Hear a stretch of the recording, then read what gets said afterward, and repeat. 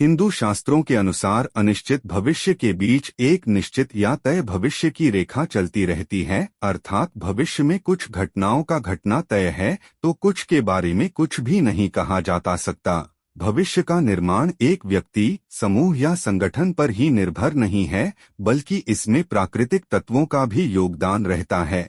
संभावनाएं अनंत हैं, लेकिन कुछ संभावनाओं के बारे में पुख्ता तौर पर कहा जा सकता है। दोस्तों, वीडियो शुरू करने से पहले अगर आपने अभी तक चैनल को सब्सक्राइब नहीं किया है तो चैनल को सब्सक्राइब कर ले, ताकि हम आपके लिए ऐसी ही बेहतरीन वीडियो आगे भी लाते हैं। तो चलिए वीडियो शुरू करते हैं। भारत में पैदा होगा दुनिया का मुक्तिदाता। दोस्तों, आप नीचे खड़े हैं तो यह नहीं देख पा रहे हैं कि 10 मिनट बाद आपके क्षेत्र में बारिश होने वाली है, लेकिन यदि आप किसी ऊंचे स्थान पर खड़े हैं तो आप दूर कहीं हो रही बारिश को देखकर नीचे खड़े लोगों से कह सकते हैं कि 10 मिनट बाद बारिश होने वाली है। फिर वे चाहे आपकी बातों पर विश्वास करें या न करें, 10 मिनट बाद ही उन्हें इसकी सच्चाई का पता चलेगा। इसी तरह भविष्य देखने वाले कहीं और खड़े हैं और हम सब नीचे। संभावनाएं अनंत हैं और उन्हीं अनंत संभावनाओं में से किसी एक संभावना को पकड़कर कोई भविष्यवाणी करता है। आपकी मौत किस तरह होगी इसकी संभावनाएं अनंत हैं, लेकिन आपके अतीत और वर्तमान का अच्छे से निरीक्षण करके शायद यह बताया जा सकता है कि आप हार्ट अटैक से मरेंगे। यह बात अलग है कि अटैक आने के बाद आप बच गए, लेकिन इसका मतलब यह नहीं कि भविष्यवाणी गलत थी। आओ जानते हैं कि नास्त्रेदमस ने वे कौन कौन सी भविष्यवाणियां की हैं जिनके बारे में जानने के लिए आप जरूर उत्सुक होंगे। ऐसी ही कुछ 5 भविष्यवाणियों को हम छांट कर लाए हैं आपके लिए। पहली भविष्यवाणी, तृतीय विश्वयुद्ध होगा या नहीं। आजकल सभी के मन में यह सवाल है कि तीसरा विश्वयुद्ध होगा या नहीं। बहुत से तो दावा करते हैं कि यह अवश्य होगा। सरकार 2 तरह से बनती है, एक हथियारों की ताकत से और दूसरी बहुमत की ताकत से। विश्व में ऐसे कितने लोग हैं जो यह सोचते हैं कि तृतीय विश्वयुद्ध होगा और कितने सोचते हैं कि नहीं होगा। संभवतः आप भी यही कहेंगे कि अधिकतर लोग सोचते हैं कि होगा। सवाल है कि क्यों ऐसा सोचते हैं, तो जवाब है कि नास्त्रेदमस सहित कई भविष्यवक्ता कह गए हैं कि होगा तो होगा। भगवान बुद्ध कहते हैं कि विचार ही वस्तु और घटना का रूप ले लेता है। आज आप जो हैं वह आपके विचारों का परिणाम है। आप और हम अधिकतर लोगों की नकारात्मक सोच को बदल नहीं सकते। नकारात्मक सोच स्वतः आती है, जबकि सकारात्मक सोच को लाना पड़ता है। हॉलीवुड में पहले न्यूयॉर्क पर हमले की फिल्में बनती थीं। सभी अमेरिकी इन फिल्मों को देखकर आशंकित रहने लगे थे और अंततः एक दिन हमला हो गया। लॉ ऑफ एट्रैक्शन के नियम से सभी परिचित होंगे।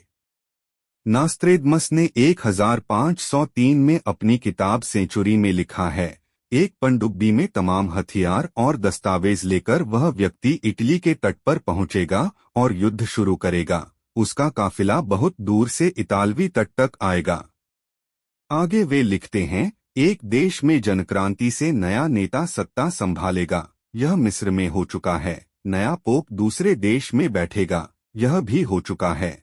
मंगोल चीन चर्च के खिलाफ युद्ध छेड़ेगा। चीन का अमेरिका के खिलाफ छद्म युद्ध तो जारी है ही। नया धर्म इस्लाम चर्च के खिलाफ भारी मारकाट करते हुए इटली और फ्रांस तक जा पहुंचेगा।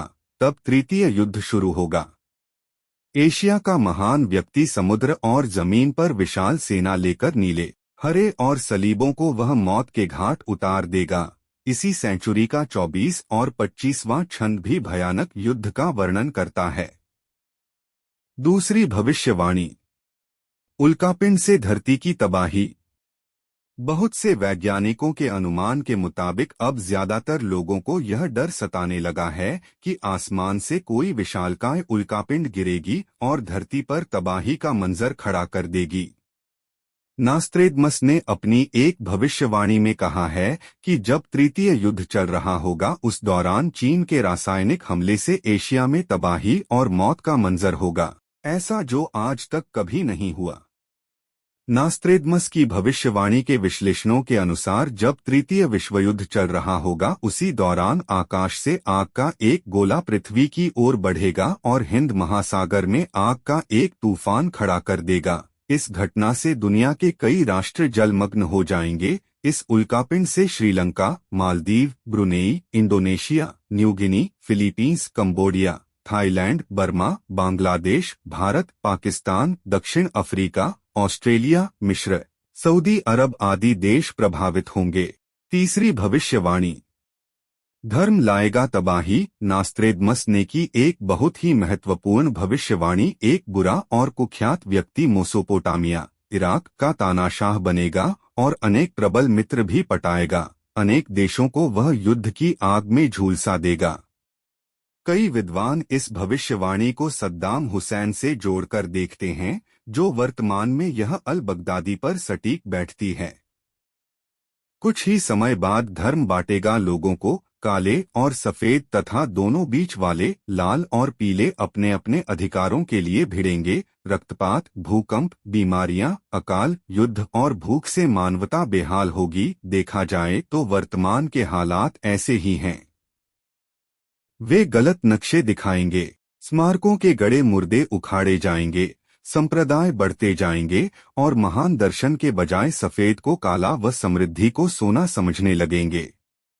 सलीब की सेना के पड़ाव डालने से पहले इस्माइली चौकन्ने हो जाएंगे और चारों ओर से हमला कर देंगे। एक जहाज पर 10 जहाजों का धावा होगा। लाल के विरुद्ध संप्रदाय इकट्ठा होंगे तथा आग, पानी, लोहा व रस्सी को शांति नष्ट कर देगी। षड्यंत्रकारी मौत के घाट उतार दिए जाएंगे। बचेगा फिर भी जो दुनिया में तबाही लाएगा। इसी भविष्यवाणी के अगले छंद में कहा गया है कि एक ओर से शांति आएगी और दूसरी ओर से युद्ध। ऐसा पहले कभी नहीं हुआ। सागरों के नाम वाला धर्म चांद पर निर्भर रहने वालों के मुकाबले तेजी से पनपेगा और उसे भयभीत कर देंगे। तथा इसे घायल 2 लोग।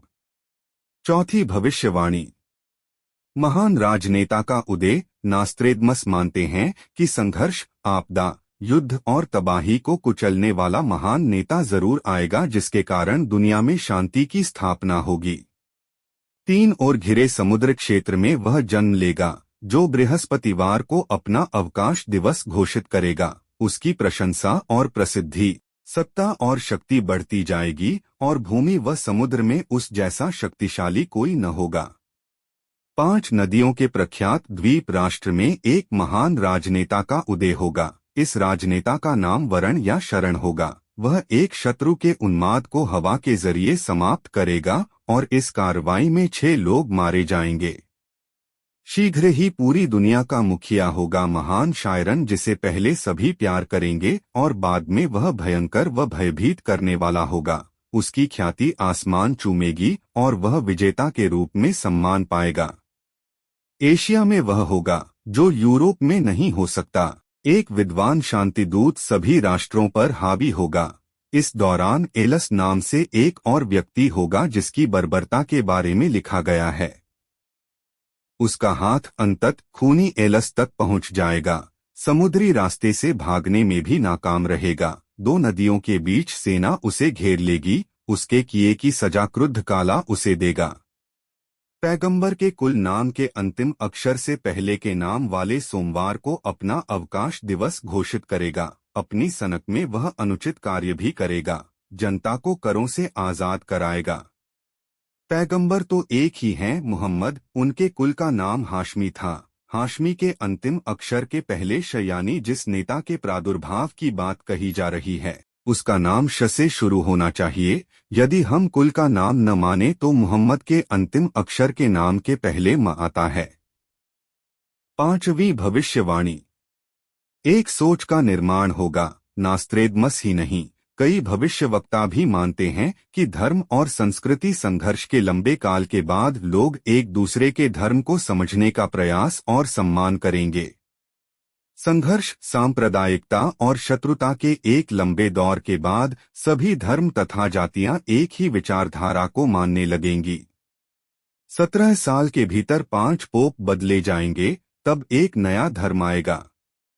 596 महान सितारा 7 दिन तक जलेगा और एक बादल से निकलेंगे 2 सूरज। एक बड़ा कुत्ता रोएगा सारी रात और एक महान पोप अपना मुल्क छोड़ देगा। अनीश्वरवादियों और ईश्वरवादियों के बीच संघर्ष होगा। ऐसे माहौल में मुक्तिदाता आएगा शांतिदूत बनकर। ईंट की दीवारें संगमरमर की हो जाएंगी। तब 750 साल तक शांति रहेगी, मानवता आनंदित होगी, जल स्वच्छ, स्वास्थ्य और फलों की भरमार से खुशी एवं मस्ती का दौर आएगा। धर्म, सत्यवादिता, स्वच्छता, सहिष्णुता, दया, जीवन की अवधि, शारीरिक शक्ति और स्मृति सभी दिन ब दिन घटती जाएगी। कलयुग में जिस व्यक्ति के पास जितना धन होगा वो उतना गुणी माना जाएगा और कानून, न्याय केवल एक शक्ति के आधार पर लागू किया जाएगा। इस युग में पुरुष और स्त्री साथ साथ रहेंगे और व्यापार में सफलता छल पर निर्भर करेगी। पहले के समय में जो ब्राह्मण रहते थे वे अपने शरीर पर बहुत कुछ धारण करते थे, पर कलयुग में वे लोग सिर्फ एक धागा पहनकर अपने ब्राह्मण होने का दावा करेंगे। जो व्यक्ति बहुत चालाक और स्वार्थी होगा वो इस युग में बहुत विद्वान माना जाएगा। इस युग में जिस व्यक्ति के पास धन नहीं होगा वह अधर्मी, अपवित्र और बेकार माना जाएगा। विवाह बस एक समझौता होगा 2 लोगों के बीच। लोग बस स्नान करके समझेंगे कि वे अंतरात्मा से भी साफ सुथरे हो गए हैं। पेट भरना लोगों का लक्ष्य हो जाएगा। ऐसा माना जाएगा कि मनुष्य की सुंदरता उसके बालों से होगी। पृथ्वी भ्रष्ट लोगों से भर जाएगी और लोग सत्ता हासिल करने के लिए एक दूसरे को मारेंगे। अकाल और अत्यधिक करों द्वारा परेशान लोग पत्ते, जड़, मांस, जंगली शहद, फल, फूल और बीज खाने को मजबूर हो जाएंगे। भयंकर सूखा पड़ेगा। ठंड, हवा, गर्मी, बारिश और बर्फ ये सब लोगों को बहुत परेशान करेंगे।